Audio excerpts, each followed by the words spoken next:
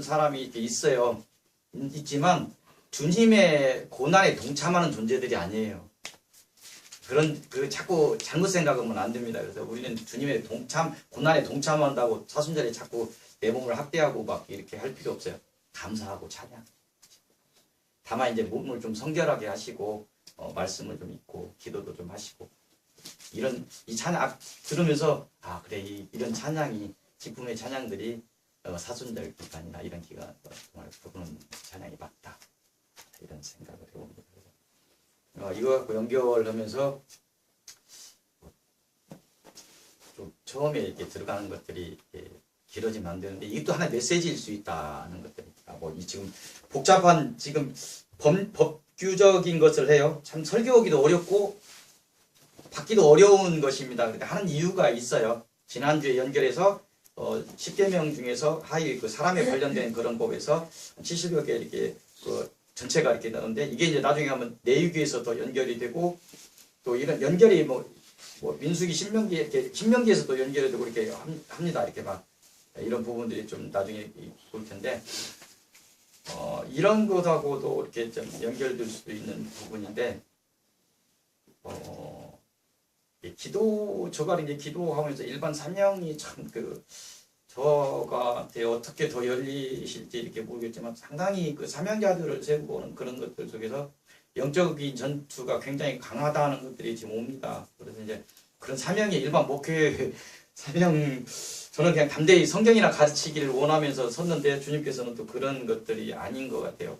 그러면서 이제 다른 분들 다 기도들 이렇게 받고 이렇게 해보셨으니까 아는 부분인데 한 분을 놓고 기도하는 그런 중에서 너무 쉽게 생각했어요. 교만해 버렸던 것 같아요. 권사님이 그 전에 가졌던 신윤사들이 왜 잃어버렸을까 이렇게 할 때 사랑을 놓쳐버리고 주님의 공유를 이런 것들을 놓쳐버리는데 제가 이렇게 그분을 기도해 주면서 그냥 쉽게 이렇게 나가지는 않았지만 쭉 밀려버리는 그런 상황 속에서 너무 단순하게 생각했어요.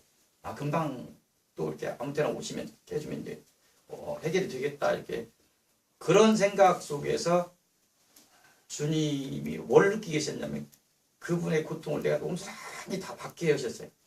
그 아픈 곳을 다 받고. 근데 저는 제 몸에 오는 것은 쉽게 털어지는 것이 쉽게 생각을 했는데 안 털어지는 거예요. 그러면서 기도하는데 회개하게 하셨어요.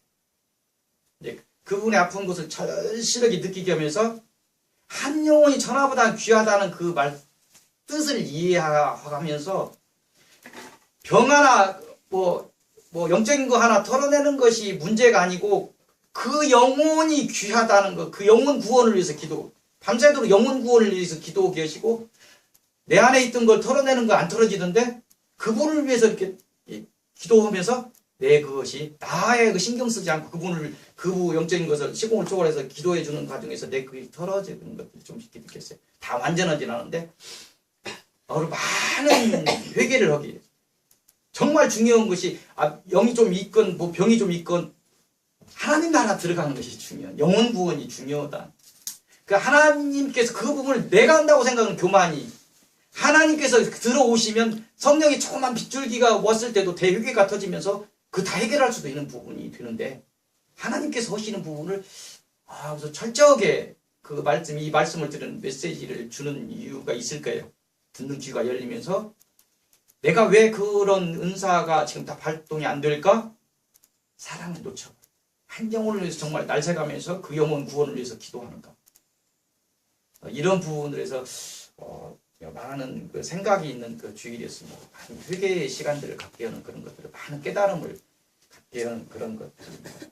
그래서 이제 이런 부분이 오늘 들어가는 그런 것들도 이 법규적인 것들이 이 시대하고 안 맞아요. 안 맞는 부분이 많이 있습니다. 하지만 거기서 하나님이 우리 주시는 메시지를 기본 바탕에 깔려있는 하나님의 그 마음, 그 품성을 읽는 것이 중요할 것 같아요. 그래서 한번 보도록 하겠습니다. 지난 시간 20장에서 10계명을 주셨습니다. 10계명을 주시고 10계명을 설명하는 구체적인 법규가 한 70여 개 이렇게 나왔는데 지난 시간에 20장 22절부터 26절까지 좀 봤던 건 하나님에 관한 계명에 관한 그 법규를 조금 이렇게 설명했었어요. 그래서 하나님을 비교해서라도 생각해서 상상해서 형상을 만들지 말라. 이런 하나님까지라도 그 생각해서 어떤 형상을 만들지 말라는 것들이 있었어요. 그리고 어떤 단을 쌓아라. 단을 쌓는데 토단을 쌓아라. 그리고 번제와 화목제를 드리라.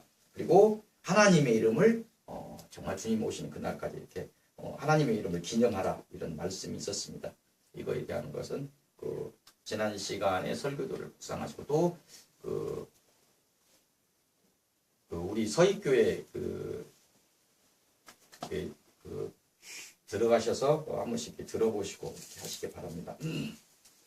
오늘 출애굽기 21장 1절에서부터 22장 15절까지 다 볼 수 있을지 모르겠지만 두 개 사람에 관한 계명이 이게 두 개 정도인데 두 개를 나눴어요. 하나 정도 두 번째 것을 할지 않을지는 모르겠어요.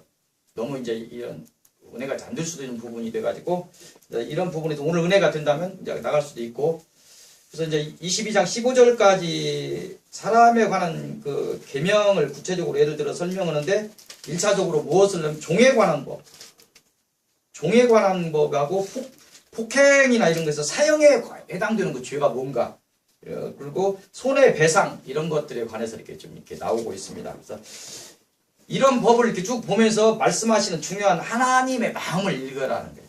그것이 뭐냐면 이제 결론적인 것이면 공의와 사랑, 의와 하나님의 품성 중에서 의와 사랑 이런 것이 또 용서 이런 거에 관련해서 희미하게 보이는 것들을 읽을 수 있다면 귀한 오늘 은혜 받는 시간이 될 수 있습니다. 한번 1절부터 보도록 하겠습니다. 종에 관한 법을 왜 종에 관한 법을 이렇게 내육에서 더 이제 커지겠지만 했을까? 가장 아래쪽에 있는 사람이에요. 하나님이 주님이 관계에 관심 갖는 것이 그런 쪽이거든요. 힘들어하는 사람, 아파하는 사람, 신음하는 사람, 고통받는 사람. 내가 백성 앞에 세울 법규는 이러하니라. 내가 히브리 종을 사면 그는 6해 동안 섬길 것이요 7째 해에는 몸값을 물지 않고 나가 자유인이 될 것이며. 이런 부분에서 그 히브리인에게도 종이 있었을까? 근데 이제 좀 어려운 얘기인데 내 얘기를 이렇게 보면 그 토지 공개념의 개념이 있어요. 사회주의하고는 좀 다른데 뭐냐면 자기 땅이 아니에요. 그것이 언제까지 어떻게 이거 더 연구는 더 안 해봤지만 그 레위기상을 이렇게 보면 가나안 올라갈 때 그 12지파에 땅을 나누어지죠. 땅을 나누어지고 그거를 토지 공개념의 개념 나중에 희년까지 놓고 보면 공개념의 개념이에요. 토지 경작권이에요. 자기 땅이 아니고 나중에 토지 무르기 이런 것들을 토지 언제든지 무르기를 할 수 있고 어떤 사람이 열심히 하냐 땅을 똑같이 이렇게 분배를 했어요. 어떤 사람이 어떤 지파에서. 근데 어떤 사람은 굉장히 근면하고 이렇게 하면서 부를 하는 사람도 있을 것이고 경작권을 파는 사람도 생길 거란 말이에요. 나중에 내역이 보면 이렇게 팔고 그런 것들이 있어요. 파는 거 있어서 그 희년까지의 기간을 계산하고 그 기간에서 이 땅이 소득이 얼마인가를 하나님 앞에서 정확히 이 한 해에 몇 섬쯤 나오는 거다. 그 희년까지 몇 년이 남았다 이렇게 계산해서 이걸 팔고 하는 거예요. 토지를 파는 것이 아니라 토지 경작을 팔고 하는 그 땅이 그 지파에 속한 토지 공개념의 개념이 이렇게 있는데 종이 왜 됐을까 이렇게 보면 나중에 이 22장 3절에 보면 배상을 할 때 배상할 돈이 없으면 몸을 팔아서라도 배상하라. 그렇게 강하게 이야기해요. 그런 개념 속에서 종이 생기는 그런 것. 그 시대는 이런데 그 시대가 지금의 시대와는 좀 다른 개념이니까 이걸 이해하시고 관해서 종이 왜 생겼을까? 토지 공개념으로 똑같이 땅을 주었어도 사람의 품성에 따라서 어떤 능력에 따라서 더 이윤을 남기는 사람이 있고 그러면서 그 경작권을 사들이는 사람이 생길 것이고 그걸 파는 사람이 생기고 나중에 몸까지 파는 사람이 생기는 그런 과정에서 히브리 종이 생길 수 있는 그런 거 있습니다.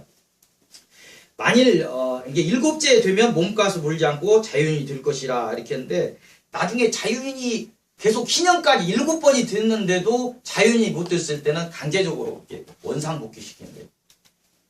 자유가 땅까지도 이렇게 다시 토지 무르기를 강제로 합니다. 그래서 다시 이렇게 나눠주는 개념. 다시 나눠줘도 기본적으로 축적이 되는 사람은 다시 또 땅을 사들이겠죠.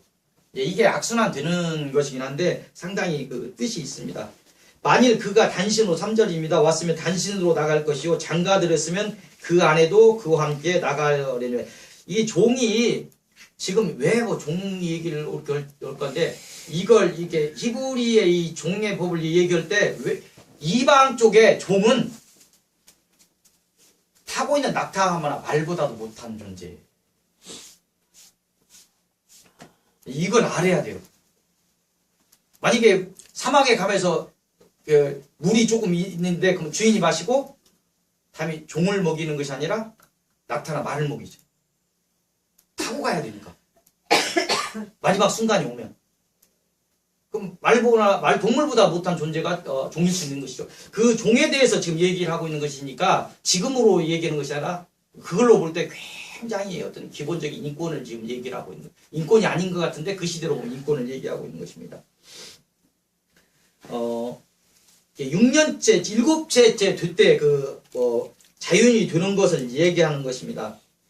이게 단신으로 왔는데, 본인이 단신으로 왔는데, 자기의 어떤 힘으로 어떤 장가 들었으면 그 아내까지도 함께 나가는 것이고, 만약에 그 옛날 모습인데 주인집 여종으로 이렇게 해줬으면 여종도 주인의 속한 것인데 이런 부분에서 이제 얘기를 하는 거예요. 4절은 만일 상전이 그에게 아내를 주어 그 아내가 아들이나 딸을 낳았으면 그의 아내와 그 자식도 상전에 속할 것이고 그는 단신으로 나갈 것이려되 만일 종이 분명히 말하기를 내가 상전과 내 처자를 사랑하니 나가서 자인이 되지 않겠노라 하면 스스로 생각해서 밖에 나가봤자 먹고 살 것도 없을 것 같고 저는 여기서 계속 우리식으로 조선시대 이렇게 보면 종으로 살겠습니다 이렇게 스스로 얘기를 하면 상전이 그를 데리고 재판장에 갈 것이요 또 그를 문이나 문설주 앞으로 데리고 와서 그곳에 숨은 곳으로 그의 귀를 뚫을 것이라 그는 종신토록 그 상전을 섬기리라. 완전한 내가 이 사람의 주인의 어떤 예속이 되고 순종을 하겠다 이렇게 얘기를 한다면 그 본인의 뜻에 의해서 그렇게 할 수 있다 이런 것인데 이런 것까지 어떤 인권 이런 부분을 놓고 봐야 돼요. 어떤 자유와 해방을 지금 얘기하면서 종이라는 가장 가침민의 그런 그 위의 법은 이렇게 종에 대한 것을 걸어놓고 갈 때 그 위의 법은 더한 것이죠. 그래서 그런 인권, 자유, 해방 이런 것들을 얘기하고 있는 것입니다. 우리가 여기서 이렇게 뭐 받을 수 있는 메시지라고 한다면 이런 것들도 있겠죠. 묵상할 수 있는 것들도 우리가 스스로 하나님 앞에 정말 귀가 뚫린 자인가? 하나님의 정말 종이라고 하는데 정말 그런 것들이 맞는가? 이런 것들 속에서 좀 묵상할 것이 있습니다. 또 7절입니다. 사람이 자기의 딸을 여종으로 팔았으면 그는 남종같이 나오지 못할지며 만일 상전이 그를 기뻐하여 상관하지 아니하면 그를 속량하여. 이게 7절이 어떤 사람이 힘들어서 그 옛날 여종으로 팔았다고 했는데 7절에 보면 상관이라는 단어가 성적인 의미를 관계 선적인 의미를 담고 있어요. 한문의 뜻에도. 그래서 이것까지 같이 연결하고 보면 여종으로 보는데 단순히 옛날에 우리 어릴 때 식모나 이런 걸로 판 것이 아니고 첩까지의 우리의 그 정도까지를 내다보고 많이 팔았다고 한다면을 얘기를 하는 거예요. 그를 기뻐하지 아니하여 상관하지 아니하면 그를 속량할 것이나 상전이 그 여자를 속인 것이 되었으니 이게 내가 첩으로 삼겠다고 이 첩제도가 좋다는 것을 얘기하는 거 아니에요. 근데 한 여자가 인권이 없는 시대예요. 굶어 죽을 수도 있는 상황이에요. 이런 부분을 생각을 해야 돼요. 이 여종 하나가 어떤 사람의 가족을 살리는 뭔가 뭘 팔고 왔을 수도 있어요. 여러 것을 담고 있는 것입니다. 그래서 근데 내가 첩으로 삼겠다고 이렇게 했는데 아무리 봐도 안 이뻐. 그래서 상관하지 않았다고. 첩으로 삼지 않았어. 그러면 여자를 속인 것이니 외국인에 팔지 못한다. 이렇게 얘기합니다. 그리고 만일 그를 자기 아들에게 주기로 하였으면 그를 딸같이 대우할 것이요 만일 상전이 다른 여자의 단가 들더라 그 여자 음식과 의복과 동침하는 것을 끊지 말아라. 네가 첩으로 데려왔으니까 네가 상관하고 첩을 삼지 않았다고 하더라도 여자의 음식과 의복과 동침을 이것을 지금 얘기해 가장 첩으로 팔릴 정도의 집안이 정말 지금 형편없는 그런 정도의 종이나 다 종이죠. 종이나 이런 부분에서 굶어 죽을 수 있는 상황까지를 내다보는 거예요. 그래서 그 첩이란 제도가 좋다 이런 것을 얘기해 종이란 제도가 우리고 맞다 이것을 얘기하는 거 아니라 거기에서 우리가 느낄 수 있는 것이 궁율, 자비 이런 것들, 사랑 이런 부분들을 하나님이 어떤 것을 가지고 이걸 했을까를 생각하시면 됩니다. 만일 이 세 가지를 시행하지 아니하면 여자는 속전을 내지 않고 거저 나가게 할 거예요. 이게 뭐냐면 자기도 첩으로 데려왔는데 자기도 그 어떤 첩이 좋다는 것이 아니라 첩이 일반 종보다는 주의가 상승되는 거예요.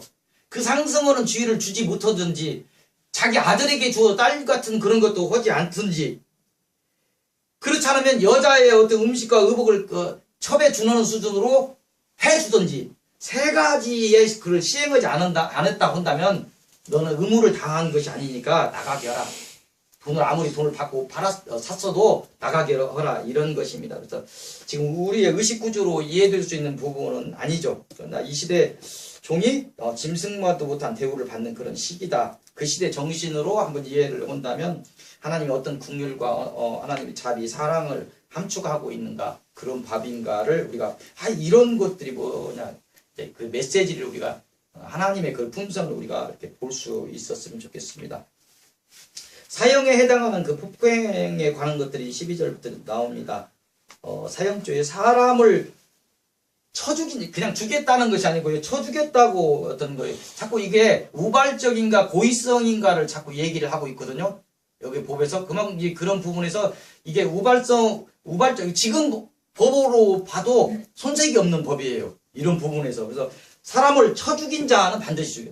고의성을 가지고 죽였다. 이런 것이죠. 그래서 만일 사람이 고의적으로 한 것이 아니라 나 하나님이 사람을 그의 손에 넘긴 것 이런 거 이제 허락한 죽임이 있다.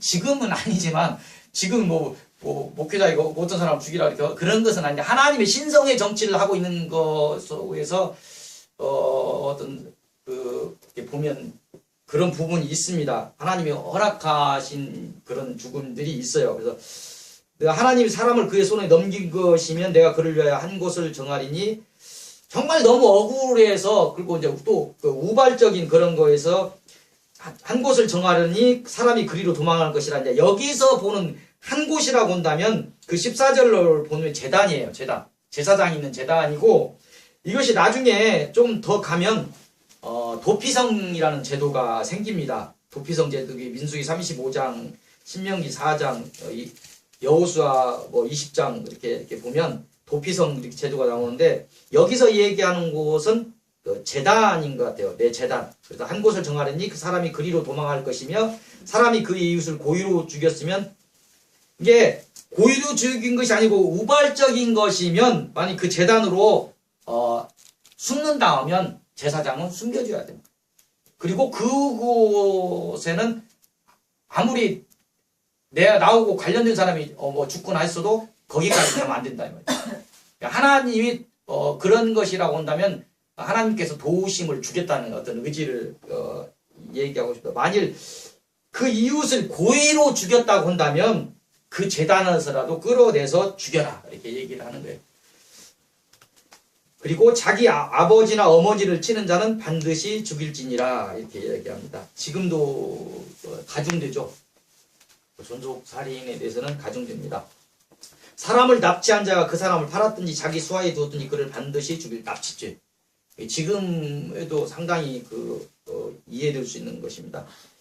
자기의 아버지나 어머니를 부모를 저주하는 자까지 반드시 죽이라고 이렇게 이야기합니다.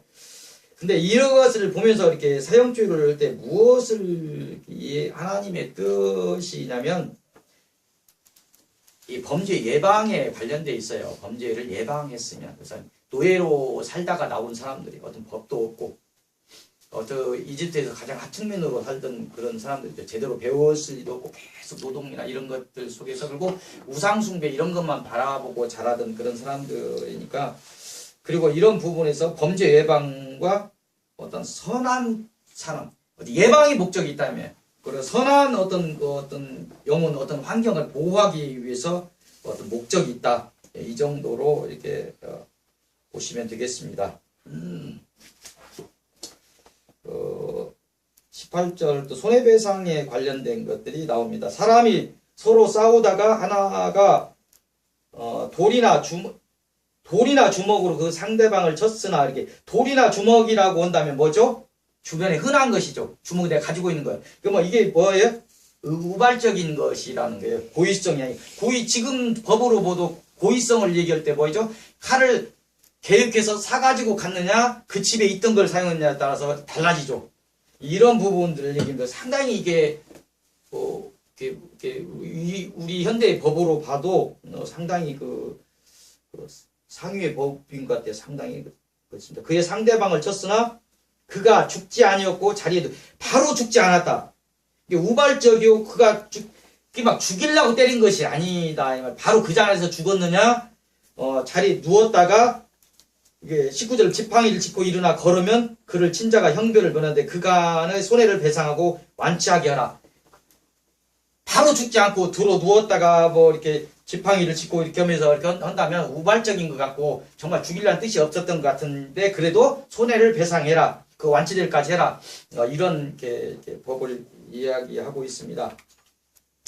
사람이 매로 그 남종이나 여종을 쳐서 당장 이제 자기 종이요. 종은 아까 동물보다 못할 수도 있다고 그랬죠. 근데 남종이나 여종을 쳐서 당장에 죽으면 반드시 형벌을 받으려. 아무리 종이라고 하더라도 지금 하나님께서는 너희들은 동물처럼 취급하는데 나는 하나님은 인권을 지금 얘기하는 거예요. 아무리 그 동물 같은 그런 것이라도 당장에 쳐서 당장에 죽으면 반드시 형벌을 받을. 아무리 종이라도. 아니 내가 키우는 개도 쳐 죽인다고 하면 그건 사람들이 다 뭐라고 할 수 있는 것이죠. 그가 하루나 이틀을 연명하면 형벌을 면하려니 그는 상전의 재산임이라. 이게 왜 이런 얘기가 나왔을까요? 지금 200만에 가까운 사람이 그 광야에 모여갖고 엉망진창이에요. 질서라는 것이. 자, 물 하나 어떻게 해결할 것이며, 지금 전라북도 사람이 모여있다고 생각을 해보세요. 하수 문제는 어떻게, 화장실 문제는 어떻게, 먹을 걸 어떻게, 이게 막 송산을 해대고 그 복잡한 속에서 한쪽에서 종이 하나 죽어나가도 몰라요. 지금 그런 상황입니다. 그런 상황에서 이런 법이 지금은 법이어서 막 이상한 법이다가 아니라 그 시대로 놓고 환경을 놓고 볼 때 굉장한 인권을 얘기하고 있는 법이다. 이거를 이제 아셔야 된다는 것입니다. 22절부터는 동해보복이라고 하는데 이슬람의 사람들이 오해되는 부분이 있어요. 이 부분을 여러분들이 좀 아셔야 되는 부분이 있습니다. 그래서 이 부분을 좀 알고 가겠습니다. 사람이 서로 싸우다가 임신한 여인을 쳐서, 얘가 지금 하나 나온 거예요. 여인을 쳐서 낙타하게 되었으나 다른 해가 없으면 그 남편을 청구대로 반드시 벌금을 내되 재판장의 판결을 따라 낼 것이라. 낙태만 했다. 또 싸우다가 우발적인 것이겠죠. 우발적이겠다. 근데 왜 이 예를 들었냐면 이 낙태의 생명에 관련된 굉장히 중요하게 여겼던 것 같아요. 그래서 이 예를 들은 것 같아요. 그래서 낙태도 해고 다른 해가 있다. 그러면 이게 지금 여기서 나오는 것이 뭐냐면 눈은 눈으로, 이는 이로. 이건 이제 이슬람에서 얘기하고 있는 것들에 이거 내 눈을 다치겠어? 내 눈을 빼야 돼. 근데 이거를 잘못 생각하는 것이 뭐냐면 이게 이 정신을 알아야 되는 거예요. 아까 얘기했던 경고를 얘기하는 것이고 악을 제하는 것이 목적이 있고 또 그 이상의 보복을 방지하는 게 목적이 있고 더 나아가서는 예수 그리스도 용서와 사랑의 법으로 나중에 이제 신학에서 되죠. 근데 그 당시에 이걸 무엇을 알아야 되냐면 이슬람이 혼돈하는 것이 뭐냐면 이게 개인이 무엇을 어떻게 하라는 행위윤리법이 아니에요. 지금도 마찬가지고 만약에 내 가족을 누가 죽였다고 해서 재판에 정당한 재판이 없이 내가 죽여버리면 나도 똑같은 죄가 죄인이 돼버려요. 절제해야 되는 거예요. 개인 행위법이 아니에요. 이슬람처럼 눈에 눈으로 이는 이로 막 이렇게 하면서 개인들이 막 무엇을 하고 이렇게 사회를 혼란시키고 하는 법이 아니라는 게 이거는 판결법이에요. 판결법. 나중에 판결법이 이제 왕의 나중에 최종 판결은 왕이 하죠. 왕의 판결법이라고 하는데 그 렉스 텔리오니스라고 하는데 최종 판결법이 왕의 법. 너희들 마음대로 개인적으로 어떻게 하지 말라는 거예요. 하지 말라는 거고 나중에 최종 판결을 해줄 텐데 최종 판결을 하는 사람도 공의를 지금 하나님이 공의를 얘기하는 거예요. 공평을 하는 거예요. 왜 그러냐면 팔목 하나를 다치게 했어. 근데 와서 죽여버렸어.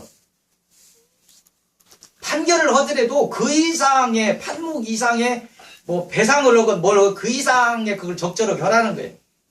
이게 판결법이라는 걸 우리가 알아야 되는 거예요. 그래서 이런 부분이 만약에 이슬람이나 이런 거 했을 때 너희 잘못됐다. 이거는 너희 개인이 뭐 해야 하는 행동 윤리 어떤 법이 아니고 판결법이다.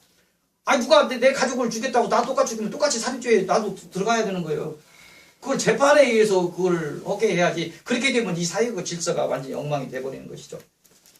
그래서 이런 부분을 동해 보복에 관련 이런 거 눈은 눈으로 이는 이로 이런 것들이 기독교의 어떤 것이가 이상하다. 이거 주님은 분명히 사랑을 얘기하는데 이게 기독교다. 이거 이런 정도의 기독교다. 이렇게 얘기했는데 이런 정도의 기독교 이런 그 마지막 가버린 그런 상황에서 인권을 얘기하는 다른 그 이방에서 할 수 없는 얘기를 하고 있는 법입니다. 그래서 이런 부분에서 우리가 좀 이해를 하고 가야 될 것 같습니다.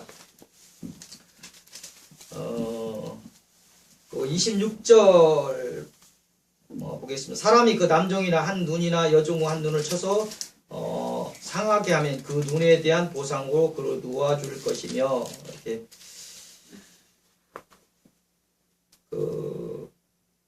어떤 여종 뭐 종이나 이런 주인에게 소유된 그 종도 인권이 있다. 이걸 지금 이야기 아무리 동물보다 못한 것이라고 하더라도 눈이나 이런 거 정말 사람한테 중요한 것들을 할 때는 그 보상으로 놓아줘라. 눈이나 이런 것까지 했다는 거는 거의 고의성이 있는 것이거든. 사람이 때려도 그 몸이나 이렇게 위험 부분 피하게 돼 있어요. 때려도 그 사람이 그 강하지 못해요. 그렇게 하지 못합니다. 이런 부분에 대해서 눈을 다치겠다 이런 정도는 고의성이 거의 고의성이라고 봐야 되는 부분이죠. 그래서 이런 부분에 대해서 아무리 노예라 할지라도 해방을 해줘라 이런 것들이 그 남종우 이나 여종우 이를 쳐서 이도 이제 밥 먹는 것하고 관련된 부분이 있죠. 이런 부분에 대해서 해야 됩니다. 그래서 28절부터는 가축으로 인한 그 상세한 것들은 가축으로 인해서 손해배상이 났을 때 어떻게 해야 되는가 이런 거 있습니다. 소가 남자나 여자를 받아서 죽이면 그 소는 반드시 돌로 쳐 죽일 것이요 그 고기는 먹지 말 것이요. 근데 이제 또 뭐예요? 그 주인이 본래 받는 버릇이 있다. 그 임자가 그로 말미암아 경고를 받았었다. 그러면 그 소의 임자도 죽임을 당한다는 거예요. 이게 상당히 이런 부분이 어떤 형평성을 가지고 우리 이렇게 봐야 됩니다. 소는 막 받는 것이죠. 받는 것인데 특별히 이게 좀 험한 것이다. 자꾸 경고가 왔었다. 근데 그거를 격리하고 이런 책임이 있는 것이 지금도 마찬가지죠. 뭐 도시에서 개 키우기 상당히 어렵죠. 개를 생각하면 개 뭐 인권이나 개 어떤 그런 걸 생각하면 풀어놓고 싶죠. 근데 교회라는 것에서 문을 열어놔야 되니까 풀어놓을 수가 없는 거죠. 근데 이런 정도를 생각하면서 소가 그런 정도로 이렇게 더 이렇게 받는 습성이 있는 것이지만 더 포악한 뭔 것이 있었다고 한다면 절제를 시켰어야 되는 부분이 있죠. 이런 부분에 대해서까지 얘기를 하고 있습니다. 32절 이렇게 보면 만일 소가 남종의 애종을 받으면 소임자가 은 30세겔을 그 상진에 줄 것이요 소는 돌로 쳐서 죽일지라. 은 30세겔이라는 것이 여기서 오는데 소가 종을 받아서 죽였을 때 몸값이거든요. 은 30세겔 하면 생각나는 거 없습니까? 가룟 유다가 받은 돈이 은 30세겔이에요. 이 제자라는 사람이 종의 몸값으로 예수님을 팔았습니다. 33 사람이 구덩이로 열어두거나 구덩이를 파고 덮지 아니함으로 소가 나귀에 거기에 빠지면 우물 같은 것이겠죠. 그 구덩이 주인이 잘 보상하여 짐승 임자에게 돈을 줄 것이요 죽은 것은 그가 차지할 것이라. 상당히 이렇게 구체적으로 실생활에서 이렇게 하는 것들을 이렇게 이야기하고 있습니다. 다 볼 수는 없고요. 22장에 보면 3절, 1절에서 3절까지 한번 볼게요. 사람이 소나 양을 도둑질하여 잡거나 팔면 그는 소 한 마리에 소 5마리로 갚고 양 한 마리에 양 4마리로 갚을지니라. 도둑이 뚫고 들어온 것을 지금 봤어요. 이제 그 뚫고 들어온다 보니 그 시대는 지금 광야 시대니까 장막 정도 되겠죠. 장막을 뚫고 들어오는 것을 보고 그를 쳐 죽이면 피 흘린 죄가 없으나, 근데 뒤에 보면 뭐냐면 이게 밤이라는 거예요. 3절 보면 해 돋는 후에는, 자, 밤에 안 보여. 내가 생명의 위협을 느껴. 칼이 들었는지 뭔 들었는지 모르겠어. 그 장막을 뚫고 들어오는 것을 보는데 나도 이게 뭐인지 뭔지 잘 모르고 때렸는데 죽어버렸어. 이제 죄가 없다 이 말이야. 그걸 지금 현대 법으로도 맞아요. 이런 것들이. 근데 뭐라고 해요? 해 돋은 후에, 밝을 때 네가 아무리 도둑이라도 쳐서 죽였다면 그 죄가 있으리라. 그래서 상당히 이걸 보면서 굉장한 법이다. 그 시절로 보면 지금에 이렇게 비추어도 굉장한 법이다. 이런 것들을 이렇게 봅니다. 이런 것들을 이렇게 쭉 15절까지인데 이제 22장, 23장, 21장, 22장, 23장 이렇게 다 볼지 묵상을 해볼 건데요. 이런 부분에 대해서 이렇게 좀 더 읽어보시기 바랍니다. 읽어보시는데 이런 부분에서 이제 하나님이 무엇을 말씀하시려고 그러는가, 너무 시간이 길어지니까 하나님의 속성 중에서 지금 의와 사랑, 이걸 말씀하시려고 하는 거예요. 구약에서 계속 나오는 것은 무엇이죠? 정의라는 것이 나오고 공의라는 것이 나옵니다. 그래서 하나님이 공유하지 않는 속성이 있어요. 하나님의 속성이 공유하지 않는 속성이 스스로 계시는 자존자라는 말 들었죠. 창세기 읽으면서 스스로 계시는 그런 자존성, 그리고 불변성, 어떤 존재가 불변한다든지 어떤 우리 구속의 어떤 목적이랄지 우리하고 어떤 구속의 어떤 약속을 하는데 이런 것들이 변하지 않는 그 불변성, 그 무한성, 그 완전하심으로 해서 그 존재 자체의 일체 인간이 어떤 하나님을 비교서라도 뭘 만들지 말라고 했죠. 하나님은 우리 인간의 머릿속으로 생각할 수 있는 존재가 아니라는 거예요. 그래서 이런 것들 무한성이랄지, 그리고 이제 어떤 삼일체에 관련해서 어떤 단순성, 혼성, 분리, 불가, 이런 좀 어려운 얘기지만 이런 속성이 있고요. 우리가 공유하는 속성들이 있어요. 우리의 지정의를 하나님의 형상을 따라 주셨던데 지식이나 지혜, 어떤 선, 사랑이라면 그 안에 은총, 긍휼, 연민, 오래 참으심, 뭐 이런 게 포함된 이 사랑, 거룩하심, 또 오늘 바라보려면 어떤 주권적인 그 의지, 주권적인 능력, 전지전능 하신 하나님 계획인데 이런 것 속에서 이제 의와 사랑을 오늘 묵상을 왜 이런 법을 주셨을까? 종에 대해서 뭐 폭행에 대해서 막 이렇게 보상에 대해서 이렇게 막 얘기를 했는데 왜 했을까? 그래서 우리가 공유하는 속성 중에서 의를 먼저 생각해요. 하나님 말씀 중에 아까 의가 무엇일까? 구약에서 나오는데 정의, 공의 이런 것이 나오는 정의, 그러면 얼마나 바른가? 하나님이 얼마나 우리를 바라보는 것이 바른가? 그리고 공의 얼마나 공평한가? 공평해야죠, 법이. 바라야 되고 공평한. 돈 많은 사람 뭐 그냥 뭐 군대도 안 가버리고 막 죄가 막 가벼워 변호사 사갖고 막 그 전관 뭐 예우해 준다고 막 그갖고 막 죄 있는데 막 죄가 막 형편없어져 없는 죄로 되고 요즘 지금 공평한 사회 아니에요. 하나님으로 보면 이게 정의 공의가 이런 의에 있는 거예요. 그래서 하나님의 의는 바르고 누구에나 공평한 것이 하나님의 의입니다. 하나님이 이스라엘 민족을 사랑하기 위해서, 만약 우리를 사랑하기 위해서 어떻게 하시냐면 우리나 이스라엘 민족이 하나님의 속성인 거룩과 의를 가져야 하나님이 사랑할 수 있는 거예요. 얘기했던 것처럼. 그래서 그걸 어떻게 해야죠? 아까 회개 찬송을 계속했는데 하나님의 속성을 그 받는 방법은 죄를 깨닫고 회개할 때 그 우리 죄의 품성에서 벗어날 때 우리가 하나님의 품성 속으로 하나님이 하시는 거예요. 의롭다, 거룩하시다. 하나님에서 우리가 하나님과 연합하게 되는 것이고 하나님의 사랑을 받는 자녀가 되는 것입니다. 율법이 왜 필요할까? 그런데 이스라엘 민족의 율법은 뭐냐면 죄를 드러나게 하는 것입니다. 율법으로 인해서 율법은 죄를 드러나게 해요. 죄를 없애주는 그런 것이 아니에요.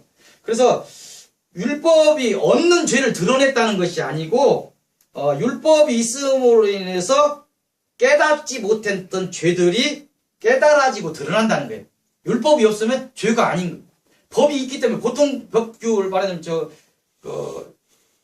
남초등학교 앞에 가다 제가 52kg 해갖고 21kg 초과했다고 51kg 찍혀갖고 21kg 넘어갔다고 11만 원을 물었는데 그런 법이 있기 때문에 방 목사님 말하자면 변명하지 마시고 잘못했다고 오세요. 근데 사기법도 마찬가지예요. 그 법이 있기 때문에 죄가 드러나는 거예요. 율법이 있기 때문에 어떤 없는 죄가 드러나는 것이 아니고 깨닫지 못한 죄들이 드러나게 한다는 거예요. 그래서 죄가 율법에 의해서 드러나고 죄의 삭은 사망이라는 걸 알게 될 때 우리가 간절히 회개를 하게 됩니다. 율법이 있으니까 내가 죄가 드러난다는 거예요. 죄인인 걸 알게 된다는 거예요. 그래서 회개하게 되고 그리고 하나님께서 그 용서라는 단계를 거쳐서 우리를 의롭게 하시는 거예요. 율법이 필요한 것입니다. 우리 인간에게 필요한 거예요. 깨닫지 못하니까. 죄인인데 깨닫지 못하니까. 네가 죄인이다 하는 것을 깨닫게 하시는 거예요. 이런 부분에서 이게 이제 하나님의 공의라는 거예요. 공평함이라는 거예요. 좀 어려울 수도 있는 거예요. 아무리 사랑하셔서 예정하셔도 죄는 죄요. 죄는 죄. 그 죄를 깨닫게 하시고 그 죄를 회개하게 하시고 그 죄를 용서하셔야 우리 의롭게 되고 하나님께 실질적인 사랑을 펼치시는 거예요. 아니 그냥 죄 지은 사람이나 뭐나 이렇게 다 사랑해버린다고 하면 하나님의 사랑은 하나님의 사랑 맞아. 죄를 안 짓고 하나님의 사랑을 받는 사람이 생각할 때 하나님은 공평하지 못했다. 그러면 하나님 완전성에서 하나님의 속성에 다는 아니지만 의와 어떤 사랑이라는 그런 것에서 애를 먹고 볼 때 거기서 벌써 하나님이 이상한 하나님이 돼버릴 수 있는 거죠. 그래서 왜 율법이 필요한가? 이게 상당히 어려운 얘기인데 이렇게 얘기합니다. 그래서 죄를 깨닫게 하시고 그 죄를 회개하게 하고 그 죄를 용서하는 과정이 없이 무조건 용서하고 하나님의 자녀로 삼는다면 하나님의 의는 그 정당성을 인정받지 못하고 그 의의 완전성이 침해될 것입니다. 좀 어려운 얘기인데 더 이상 제가 능력이 부족해서 더 쉽게 설명을 못하겠어요. 그래서 다시 말해서 하나님은 공의로운 하나님이 아니시며 이렇게 만약에 정당성을 인정받지 못한다면 죄를 많이 진 사람이라 온전한 본인이 회개하는 그런 과정 없이 다 그냥 무조건 용서해버리시고 다 의로워져 버려, 다 거룩해져 버려라, 다 하나님의 자녀가 돼버려라. 이건 하나님이 분명히 하나님의 형상을 따라 지정의를 줬다고 했는데 로봇을 사랑하는 것이나 다른 거죠. 다 거룩해져 버려라, 다 의로워져 버려라. 그래서 지정의를 준 뭐냐면 자기의 의지를 가지고 하나님의 지정의를 가지고 내가 죄를 회개하라는 것이죠. 그때 본인의 회개에 의해서 없어지는 것이 아니고 하나님께서 그런 과정을 보면서 하나님께 너 의롭다, 거룩하다 하시는 것이 없어지는 것. 하나님의 의로 거룩하심을 주는 것입니다.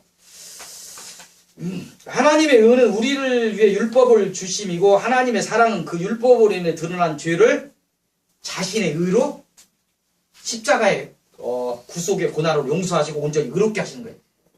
좀 길어졌어요? 재판장이 있어요. 재판장이 있는데 자기 아들이 뭔 죄를 져갖고 왔어요. 야, 너 저쪽 가. 이쪽 오지 마.